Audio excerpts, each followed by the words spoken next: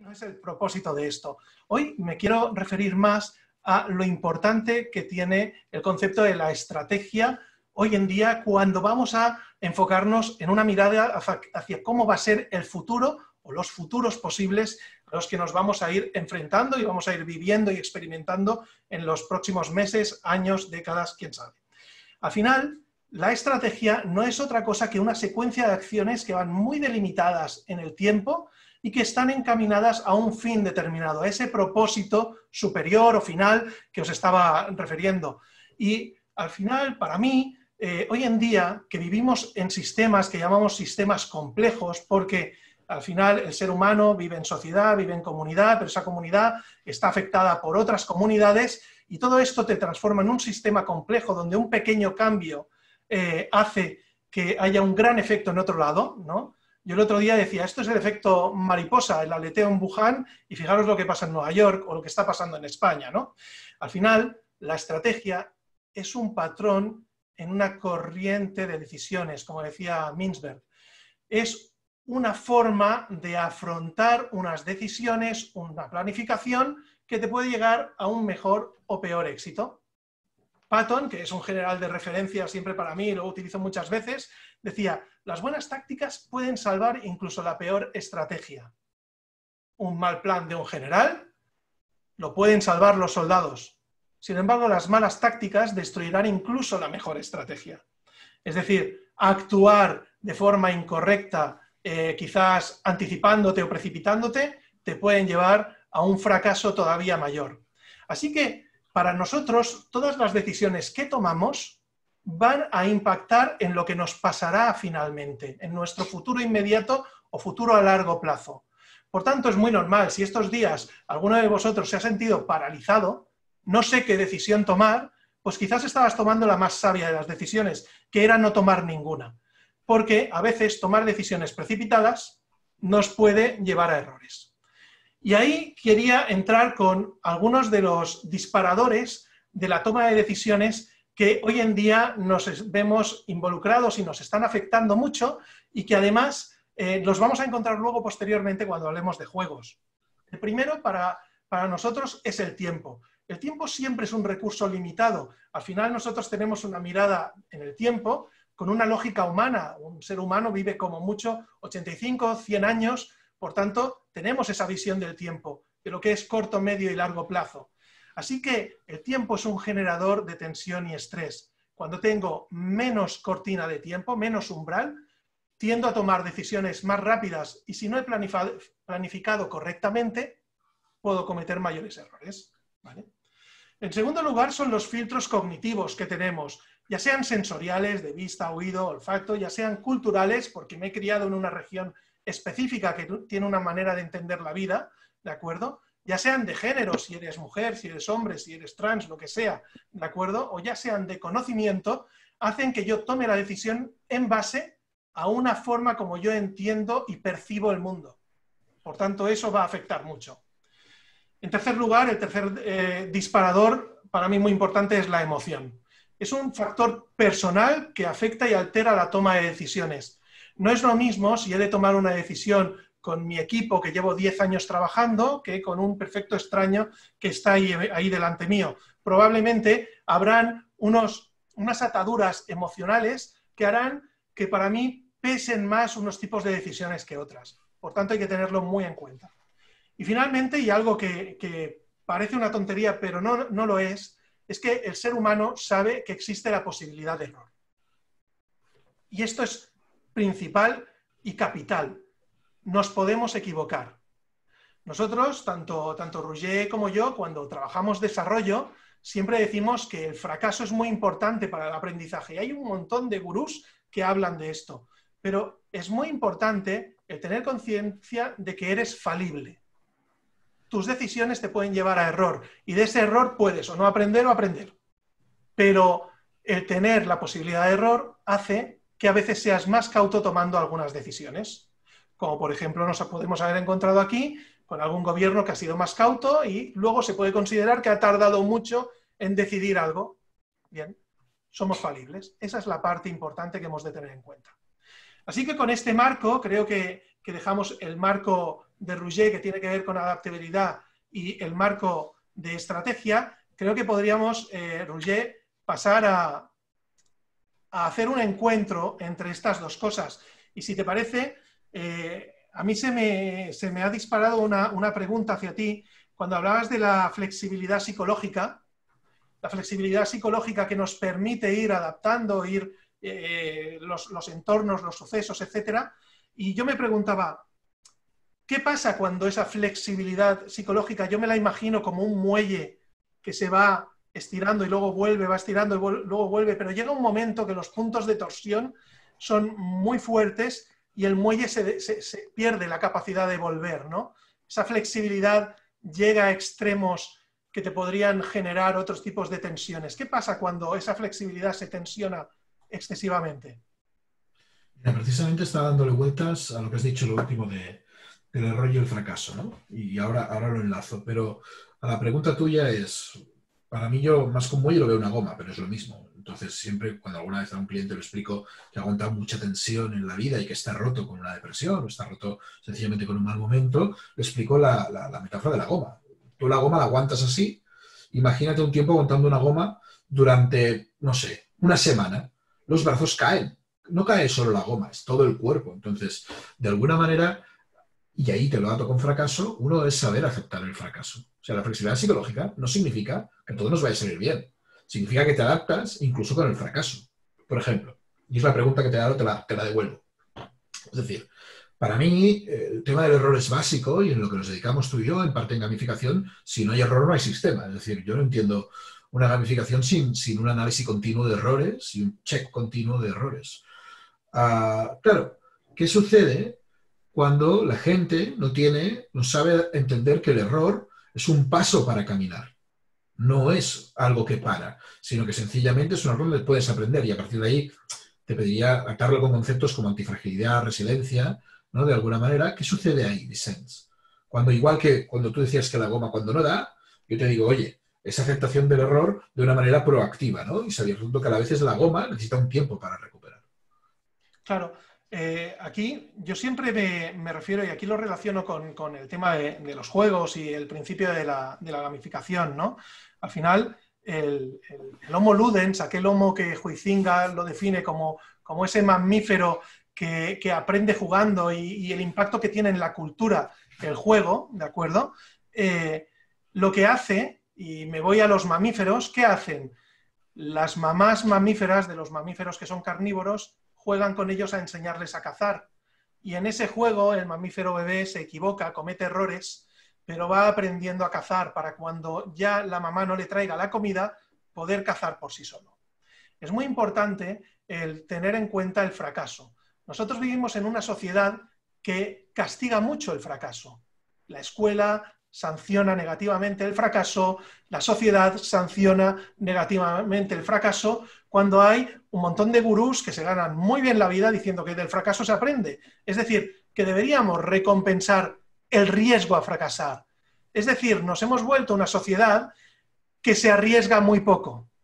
Y como se arriesga muy poco, teme el fracaso, teme perder aquello que delimita su forma de vida y, por tanto, ante una situación extraordinaria como la que vivimos, se queda paralizada como el conejillo cuando es consciente que están a punto de cazarle.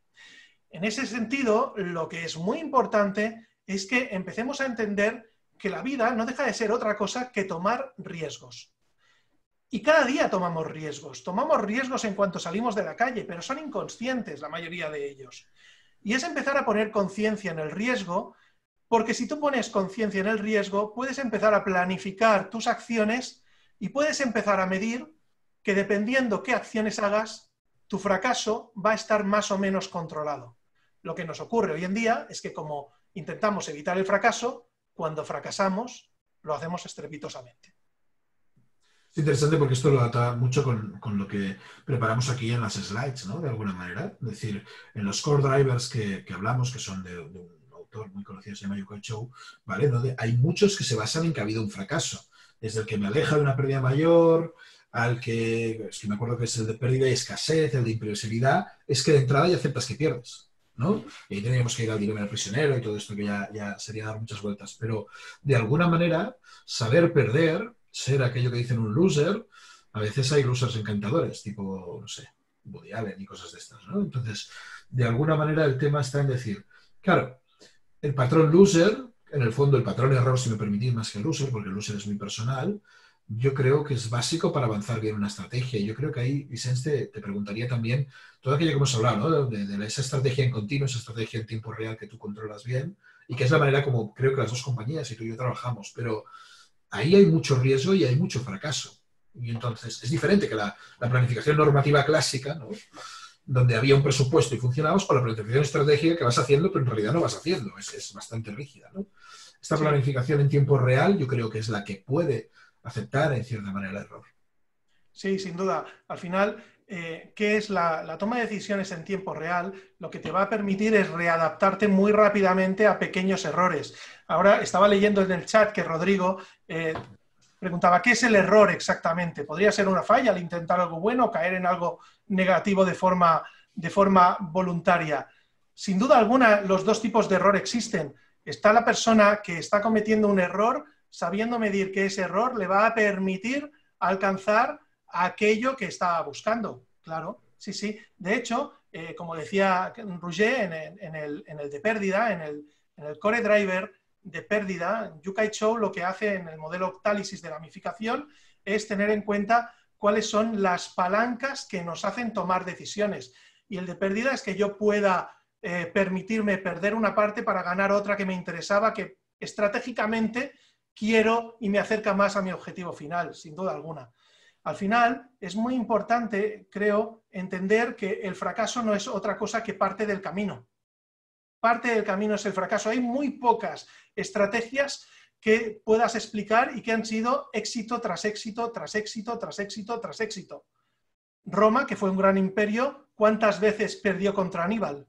Muchas. Y no fue hasta que llegó hasta las puertas de Roma cuando le vencieron, ¿no? Y así podríamos explicar varias de las guerras púnicas, ¿no?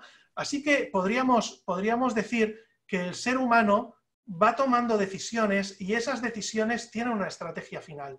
Y para nosotros es muy importante, por eso antes decía, es un proceso dinámico, es un patrón. Yo estoy tomando las decisiones en base a una estrategia y a unas tácticas y porque estoy visualizando una manera de llegar, pero igual hay unos factores climáticos, ambientales, me faltan recursos, el que sea, que hace que yo tenga que, a mitad de mi camino, replantearme de forma dinámica esa táctica.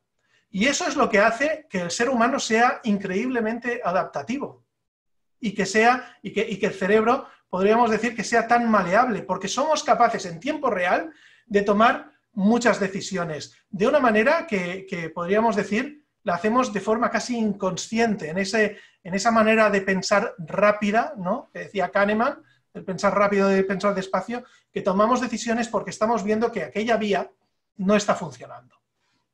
Yo creo que al final, Vicente, también el error lo que te permite es entrenar automatismos. Tenemos millones de cosas aprendidas de los 0 a los 3 que son automatismos. No entraré ya en creencias limitantes y otras cosas que tenemos aprendidas a nivel cognitivo, que es otra historia, pero que de alguna manera el error te permite automatismos. Y siempre explico lo mismo. Es decir, si tú tropiezas con una piedra, evidentemente tropezarás con otra. Pero la clave es que cuando estás cayendo, si va a ser muy ridícula la caída, déjate caer. No sé si habéis llevado alguna vez algo en la mano, habéis tropezado e intentando salvar el vaso, os habéis cargado el vaso, la alacena, el sofá, habéis manchado la silla. Jope, acepta el error, cáete como un saco de patatas, algunos tenemos más habilidad que eso que para otros, ¿vale? Y ya está, jope, hay un error, ¿vale? Ese error, como bien dice Rodrigo, es bueno, cuando fallas intentando hacer alguna cosa, cuando estás en un proceso y te pasa algo, la clave es no pararse, la flexibilidad psicológica, es decir, a ver, no estoy loco y sé que esto no es fatal. Y este es otro ejemplo que os daría. Ningún mono en la selva se va a un tigre y le pregunta, ¿tú comes monos? No hay ningún mono que haga eso. ¿Por qué? Porque lo ha aprendido jugando con su madre, aparte del instinto y todo aquello que saben que son comibles por un tigre. ¿no? Y yo creo que el ensayo-error es importante siempre y cuando no tenga consecuencias fatales. En industrias muy técnicas, petróleo, químicos, no se permiten ciertos errores. Saben que hay cosas que no pueden pasar. Claro, de hecho, hay un tipo de juegos que son aquellos juegos que en realidad no son tan divertidos. Habrá algún ingeniero ahora que dirá, a mí me divierten mucho, que son los simuladores. Es decir, tú no puedes coger a un piloto de aviones que vaya a llevar a 350 personas sin ninguna hora de vuelo y ponerlo en un avión real. Para eso hay simuladores de vuelo donde ellos tienen que hacer una serie de horas de vuelo. Los simuladores son un tipo de juego que están creados precisamente para generar un entorno lo más real posible. ¿Por qué? Porque en la realidad el error sería fatal. Y ese es un estilo de juego muy interesante que quizás no es el más divertido, el más atractivo, pero al ser humano le ahorra muchos accidentes al año. Leo anda preguntando, ¿pero ustedes consideran que los errores voluntarios, estratégicamente hablando, cómo sería ese escenario? Bueno, puede ser que preveamos, por ejemplo, unas ventas menores, unas ventas mayores, unas ventas intermedias. El escenario que queremos es el de ventas mayores. Los otros dos pueden ser errores de cálculo, pero que al menos estás previsto y haces el aprovisionamiento o lo que sea, de acuerdo, para evitar que el error sea tan grave, ¿no? Nadie, por ejemplo, sabía que iba a haber una pandemia y los suministros de China a Estados Unidos se cortarían durante 3 meses, ¿no? Y probablemente eso ha retrasado desde teléfonos a películas, a coches, a... Sí, yo creo que en la estrategia hemos de tener claro, lo que pasa es que no le podemos llamar error por un tema semántico, yo creo. Yo creo que el error se confunde con horror. Y el problema es que nos equivocamos de palabra. Mucha gente cuando hablas, sobre todo en sistemas unificados, Leo, y tú lo sabes, es cuando dices, no, va a haber un error aquí seguro, porque hemos de probar si gusta o no gusta, ¿vale? De alguna manera la gente dice, bueno, pero hágalo sin errores. Ya, pero hay cosas que se han de probar. Un coche está rodando antes de salir al mercado no sé cuántas veces. Sí, te voy a poner un ejemplo también de los juegos, ¿no? Existen un tipo de juegos que son los wargames, en los cuales se intenta hacer una simulación, una recreación de batallas o grandes guerras que han habido a lo largo de la historia, ¿no? Y en estos juegos hay un típico error para ganar más, que es el de la alianza. Estás perdiendo y sois 7 jugadores y hay uno que va ganando que te dice, no te destruyo, pero a partir de ahora dejarás pasar mis carros blindados, compartirás tus recursos conmigo y estarás en el bando ganador. Y tú, que tu estrategia era sobrevivir y llegar hasta el final, aceptas, no ganarás, pero no eres destruido. Es parte de ese core driver de pérdida, ¿de acuerdo? Ahí podríamos ver un claro ejemplo. Y te voy a poner un ejemplo de la política. ¿Cuántos podríamos decir que existen, y está en todos los países occidentales seguramente, cargos políticos que han admitido un gran error que les ha hecho dimitir y meses después están en consejos de administración de importantes empresas? Pérdida. Pérdida. Perdieron la posición política y ganaron otra cosa. Es decir, al final el error es muy humano y se usa como un gran motivador, una palanca de acción muy importante. La diferenciación que hace Leo de si es más táctico, sí, pero también creo que en el marco estratégico no se llama error, pero se hacen cálculos de alguna manera. Pero sí, podría ser más táctico, es prevenir lo que puede pasar, ¿no? De alguna manera las compañías aéreas, para bien o para mal, están todo el día pensando en el error de que se caiga el avión. Claro, es un error fatal. Y eso está en la estrategia, está en la táctica y está todo el rato ahí presente, ¿no? Como ejemplo. ¿Sí? Sí, sí. Vicens, ¿qué hacemos? Sí, vamos a compartir. Hemos compartido unos cuantos juegos que considerábamos. Ahora enseguida responderemos y seguiremos este debate, que veo que hay varias preguntas. Pero por lanzar algo más de información antes, mirad, Roger y yo el otro día preparábamos esto y decíamos, vamos a hablar de unos cuantos juegos, y aquí vino el gran cisma, ¿no? Porque solo en juegos de estrategia, wargames, sin contar juegos online o videojuegos, habían miles. Es decir, es muy difícil hacer una selección de juegos. Entonces preferimos no poner los juegos más complejos, pero sí los juegos que nos pueden permitir a iniciar algunos de estos temas. Y si os parece, os los vamos a presentar muy brevemente y enseguida, en cuanto acabemos de ver estos juegos, abriremos un turno de preguntas y un poco de debate para poder compartir algunas ideas que tienen que ver con estos futuros que empezamos a imaginar. ¿Sí te parece, Roger? Sí, tan simple, ¿eh? Voy a ser muy simple y creo que lo interesante es que agarréis los juegos y los probéis. Amazon todavía funciona, con la cual cosa se puede comprobar. Pero yo puse Flux personalmente porque creo que es un juego que en su día ni lo entendí yo. Es decir, jugué la primera caja, ahora ya hay muchas más, y realmente a mí no me gustó, pero luego entendí muchas otras cosas. Es un juego que las reglas van cambiando. Tú estás jugando y las reglas cambian. Claro, por definición un juego tiene reglas, y eso lo dijo Jesse Sell, que es un diseñador de videojuegos. Los juegos tienen reglas, no puede ser que no tengan reglas. Y en realidad sí que tienen reglas, pero la regla principal es que cambia. Si queréis ver un equipo poniéndose nervioso, este es un juego para practicar, el Flux. Muy útil, y además podéis jugar haciendo trampas también, que los que me conocen ya sabéis que soy un poco tramposo, pero de alguna manera el tema es decir, bueno, vamos a hacer un juego sin reglas, vamos a ver qué pasa. Bueno, el comportamiento humano es muy curioso. Vicente, ¿qué nos dices de juegos de estrategia? Bueno, juegos de estrategia, os he hablado de Wargames, os he hablado de algunas cosas y no he elegido ninguno de esos juegos. He tratado de buscar dos juegos que pudieran mostrar diferentes maneras de abordar la estrategia. El Hombre Lobo de Castronegro es un juego que es probable que de niños lo hayáis jugado en la escuela y no deja de ser ese juego de policías y ladrones donde hay una persona o varias personas en el grupo que hacen de lobo. Cada noche la gente se va a dormir en una aldea y los lobos, sin hablar, deciden a quién matar. Y la estrategia está en que los aldeanos tienen que descubrir quiénes son los lobos y van linchando a una persona día a día.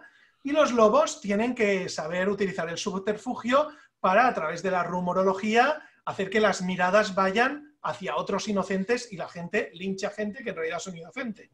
Este juego se va complicando, aparecen otros personajes, etcétera, pero es un juego que habla de estrategia claramente y que también te vincula el componente emocional hacia cómo te relacionas con el otro grupo y cómo funciona la dinámica del juego. Es muy distinto jugar al Hombre Lobo con gente que no se conocen entre ellos que cuando lo estás haciendo con un grupo de personas que ya se conocen entre ellos. Las dinámicas cambian y es muy interesante verlo.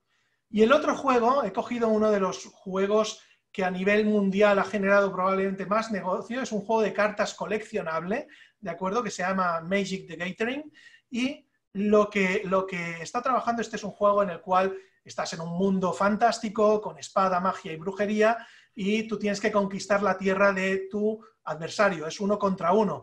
Por tanto, te generas un mazo de cartas, con unas cartas limitadas, de un abanico de cartas de infinitas posibilidades, y tienes que hacer una estrategia de ataque. Por tanto, cómo montes tú el mazo es muy importante. Ahí estarán los recursos, si tienes un tipo de ataque u otro, y las combinaciones entre las cartas que pueden también bloquear las del adversario. Por tanto, aquí podemos ver cómo la planificación inicial es muy importante para luego cómo se desarrolla todo el juego. Y ya por último, si te parece, voy a introducir también uno importante que tiene que ver con el trigger de tiempo, el disparador de tiempo. Fijaros, juegos de disparador de tiempo son todos aquellos que hay una cuenta atrás, por ejemplo. Para mí, los hoy en día que están más de moda son los room escapes. Magic Maze no deja de ser una especie de room escape, en el cual una serie de personajes tienen que conseguir unos objetos y escapar de un lugar.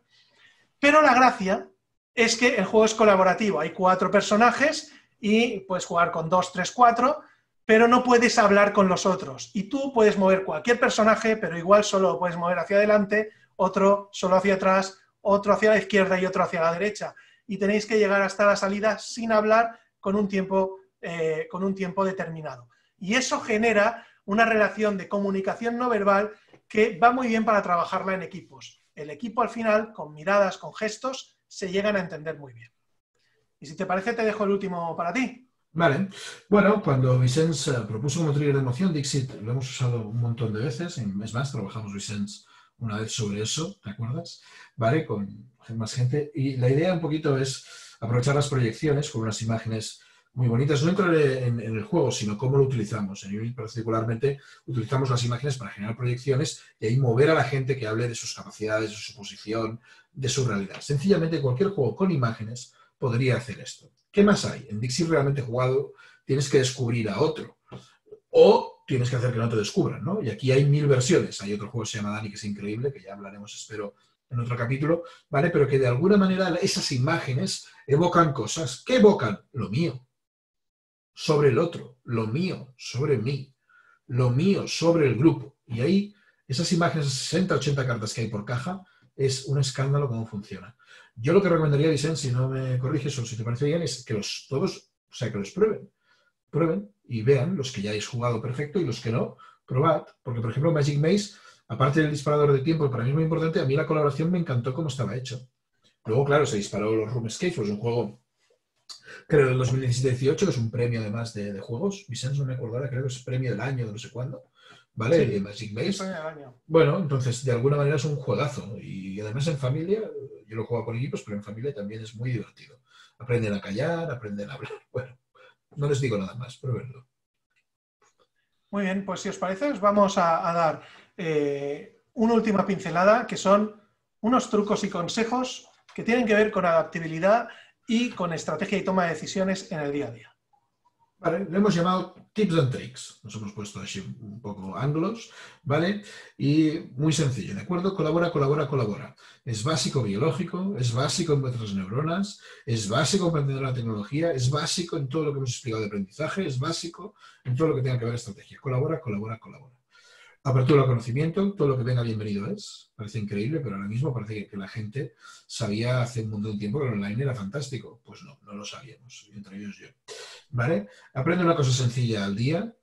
No te vayas a dormir, esto es de abuela, pero no te vayas a dormir hasta que no aprendas una cosa nueva. Pero sí, una cosa sencilla, es igual. Cocinar un huevo. El último día cociné huevos poché.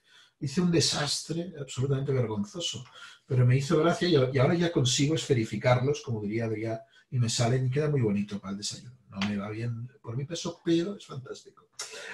Huye del edadismo, aprendan de niños de 4 o 5 años, adolescentes. Trabajo toda mi vida con infancia, sigo haciéndolo, porque precisamente hay muchas cosas. Y el fenómeno intergeneracional va a ser muy interesante. Creo que es una oportunidad y más haber estado alejados de los abuelos nos va a mover más hacia ellos.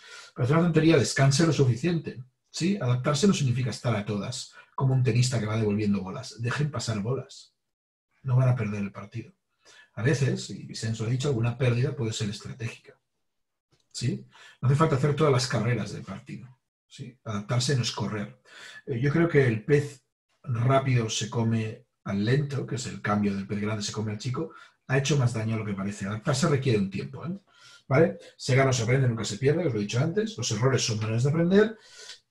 Y la duda es el interruptor del cerebro. Nos abre la puerta a nuevas cosas. No dejen de dudar. Vicente, adelante. Muy bien, muy importante. Ante la toma de decisiones, estamos ya en un tema de tiempo real. Cuando estamos tomando decisiones, creo que el principal y lo prioritario es conservar la calma. Es decir, cuando la emoción prima por delante de la razón, pues está muy bien, pero vale la pena el contar hasta 3, que se dice. Piensa, sobre todo cuando estamos hablando de toma de decisiones en base a una estrategia, si esa es la decisión que te está llevando correctamente hacia la estrategia y el propósito que tenías inicial. ¿De acuerdo? Una recomendación es poder relacionar la decisión con experiencias previas. En programación neurolingüística, que se habla mucho de los modelos, ¿de acuerdo? De cómo modelamos. Al final, los modelos son experiencias previas que tuvieron éxito en otro contexto y que quizás ahora, si las tratas de reproducir en este contexto, te pueden funcionar. Es decir, busca cómo fueron las decisiones de experiencias previas de éxito para tratar de reproducirlas o matizarlas ahora para que vuelvan a tener éxito. Y si no tuvieron éxito, pues plantéate qué deberías cambiar para tratar de que ahora sí que lo tengan.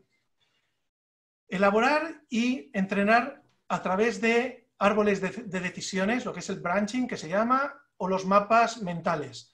Esto nos puede ayudar mucho a prepararnos. Algo que hoy en día las organizaciones están esperando es, muy bien, espero que me dejen volver y cuando vuelva estaré en la normalidad. Cuidado con esta palabra. La normalidad ya ha cambiado. Ya no estás en la normalidad.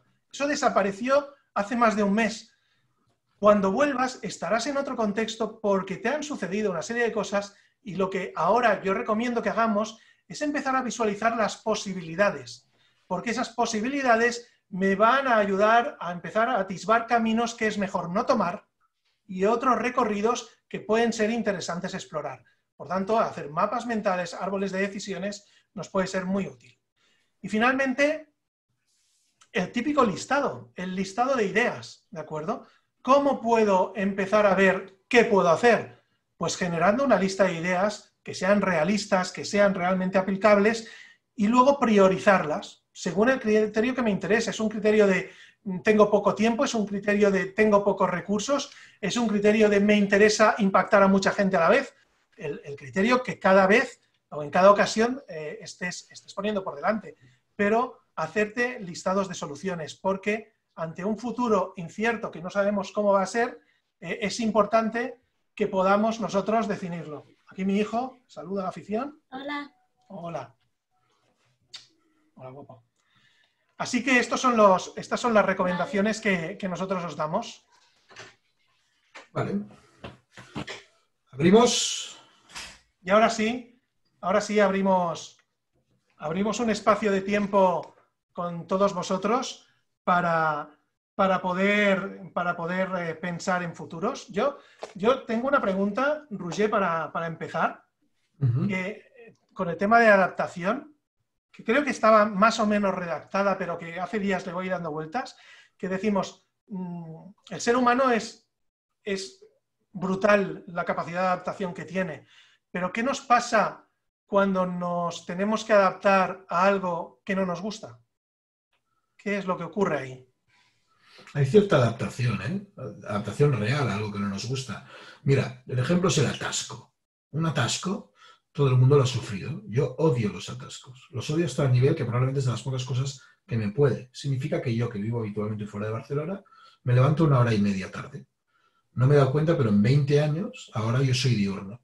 He convertido mi vida en diurna. Me he adaptado sin quererme adaptar. Lo que en un principio intentaba evitar una cosa, al final ha sido una adaptación, ¿no? De alguna manera los animales acaban haciendo cosas como sacar alas del agua, ¿no? Pasamos de un pez a un reptil y probablemente no querían. Porque hay una cosa muy importante, el ser humano también es comodón por naturaleza. Y adaptarse requiere un esfuerzo. Y hay adaptaciones más o menos grandes, ¿no? Ponerte un pantalón una talla menos es una gran adaptación, ¿sí? Es más fácil ir suelto que no otra cosa. Yo creo que cuando no nos gusta, la clave es que y va atado a lo que tú decías del propósito. No me toques el propósito, no me toques el valor, no me toques aquello que para mí es importante. Porque adaptarte, por ejemplo, eso se ve mucho cuando hay fusiones entre empresas de diversa cultura. Y ya no digo cultura empresarial, sino cultura de país. Aquí hay gente de Colombia y me imagino que Colombia y Alemania, no lo sé. O México y Alemania, no lo sé, por industria automovilística. Bueno, hay momentos, o Japón y España, ¿no? Eso tú, Vicente, lo puedes explicar bien. Y alguno más que hay por aquí. Es decir, hay cosas que se tienen bueno, es de ver dónde quedan tus valores y tu propósito, ¿no? Que es la única cosa que puede hacerte dudar de la adaptabilidad. Hablad vosotros, ¿eh? Adelante, sin problema. Venga, pues tenemos turno abierto. Si alguien quiere lanzar una pregunta también por voz, se puede desmutear y la puede hacer. Y si no, a través del chat también, que lo tenemos aquí.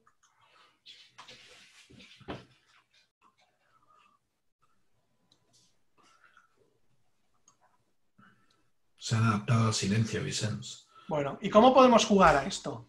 Es decir, yo creo que una parte interesante, y quizás hay gente que hoy ha entrado aquí y también se plantea, bueno, ¿y a esto cómo se juega? ¿Y a esto cómo se juega, no? ¿Cómo podemos jugar? Roger. Yo creo que, mira, Rodrigo Tomás está diciendo una cosa. ¿Qué pasa cuando la teoría te afecta o cambia el objetivo? Yo creo que hemos de ser un poco marxistas, en el sentido de Groucho Marx.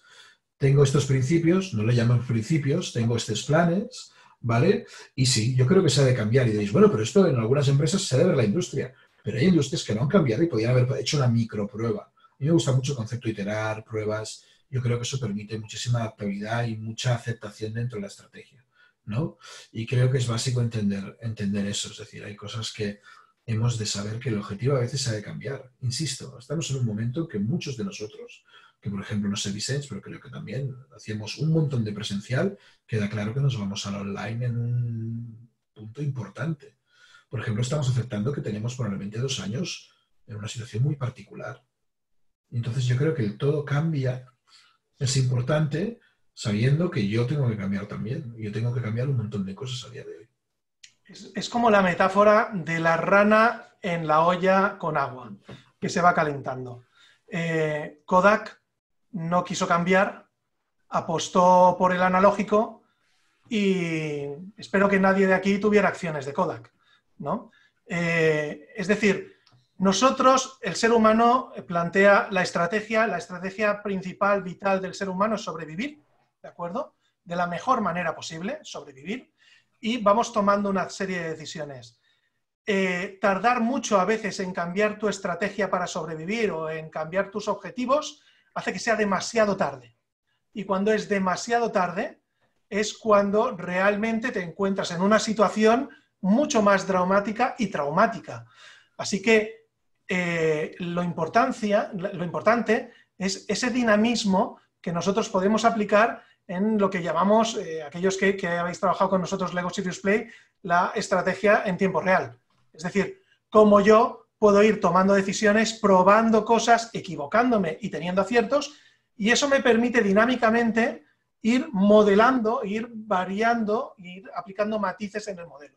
De lo que sea, una estrategia de un proceso en un equipo, una estrategia organizativa, una definición de producto, de servicio, lo que sea que estés haciendo. Mira, yo, lo que dice Jaume, ¿no? A ver, un momento, que ahora lo he perdido porque ha habido alguna pregunta más. Vale, se ha hablado de la toma de decisión individual, pero si estás trabajando en equipo, ¿cómo se puede fomentar la actividad en colectivo? ¿Qué hacer cuando eres el único que está remando? Jaume, yo lo único que te puedo decir es que hay una cosa a nivel emocional que es el contagio emocional. Y se puede provocar ese contagio emocional, se puede trabajar, por ejemplo, con gamificación, ¿vale? Y de alguna manera, muchas veces yo creo, y Lego, por ejemplo, empieza mucho con la toma, o sea, el individuo que opina, yo creo que hemos de chequear la motivación individual de las personas y a partir de ver cómo cuadra. A veces hay comportamientos individuales que no son aceptables en las organizaciones y igual no es tu organización. A veces vas en contradicción entre los demás coches, van bien. Y a veces no, a veces tienes razón y tienes que ser el disruptor. Y te tienes que arriesgar a enfrentarte al equipo. Si el equipo ve que funciona a la larga, fuera de las políticas y 1000 cosas raras que no podemos entrar ahí, ¿vale? De alguna manera también ha habido grandes disruptores que han cambiado el mundo, ¿no? Y yo creo en eso, ¿eh? No soy de ellos, pero creo en esa gente que de un brazo parece extraña, parece rara, y son los que han cambiado modas, tendencias, países, etcétera, etcétera. A veces también ha habido mucha egolatría, ¿eh? Pero eso sería otro tema. Yo creo que hemos de aprovechar el contagio emocional y el conocimiento de la motivación interna de cada individuo y ir viendo. Hay mucha gente que en las empresas tiene no solo plan A, sino también plan B. Yo trabajo en una empresa de hacer maderas, pero en realidad me encantaría construir un barco. Bueno, pues igual esa empresa puede encontrar los famosos intraemprendedores o alguna cosa de estas, ¿no? Leonardo también estáis haciendo aportaciones en el chat super que me parecen muy, muy interesantes.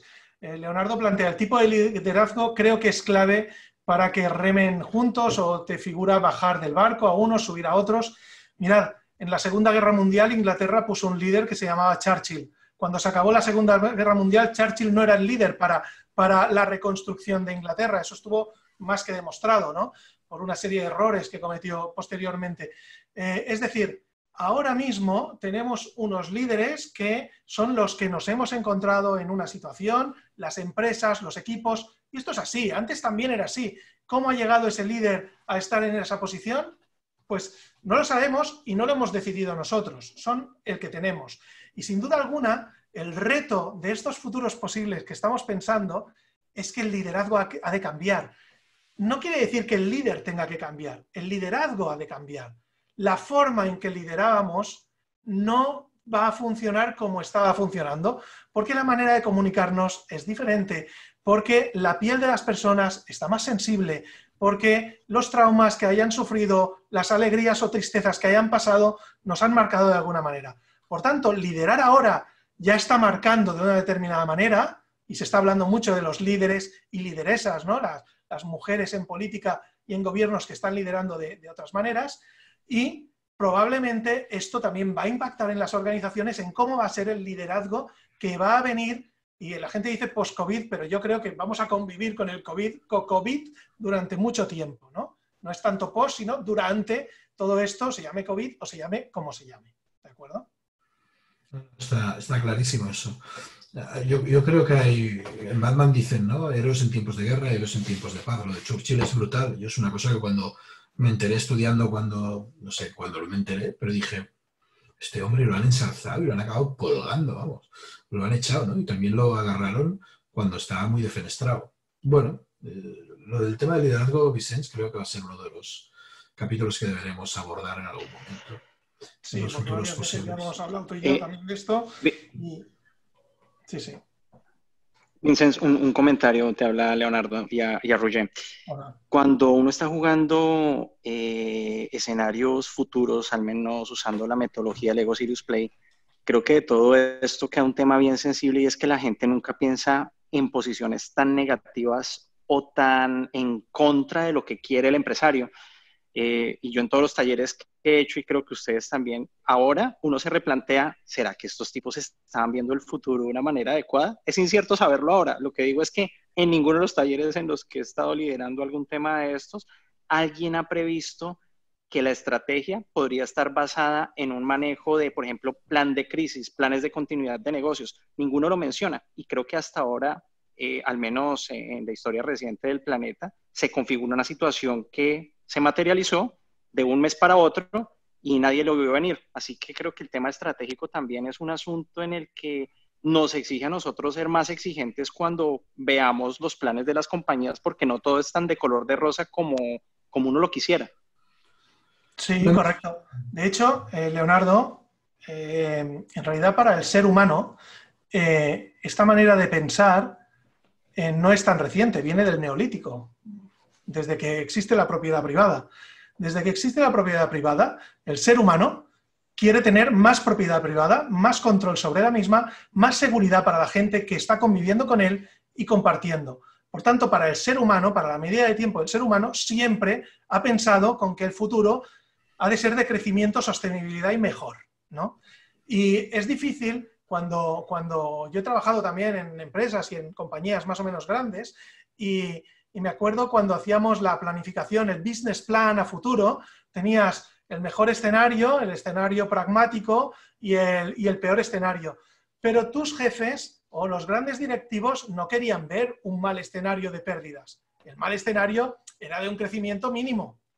Y esto tiene que ver mucho más con las teorías del neoliberalismo, del crecimiento económico, etcétera, que hoy en día, como podemos ver y comprobar, se están cayendo y desmoronando, porque un nuevo tipo de economía también va a aparecer. Y es difícil a día de hoy atisbar cómo es.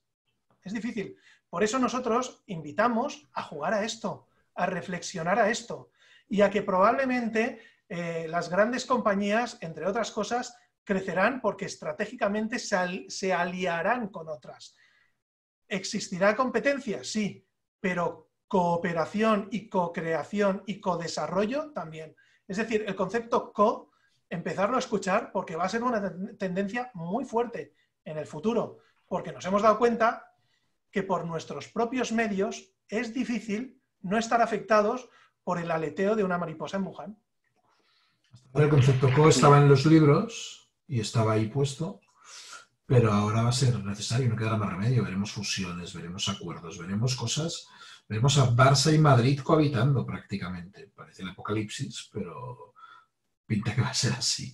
Porque no va a quedar más remedio. Se va a entender gente muy curiosa. Igual en España no, viendo cómo va la política, pero bueno. El tema es, de alguna manera u otra, es importante. Yo creo que había una falta de valentía también. Que habían pandemias hace 20 años, bueno, hace mucho, pero en este siglo ha habido ya varias pandemias. En África, en China varias. Era cuestión de tiempo. Mayor tráfico aéreo y mayor...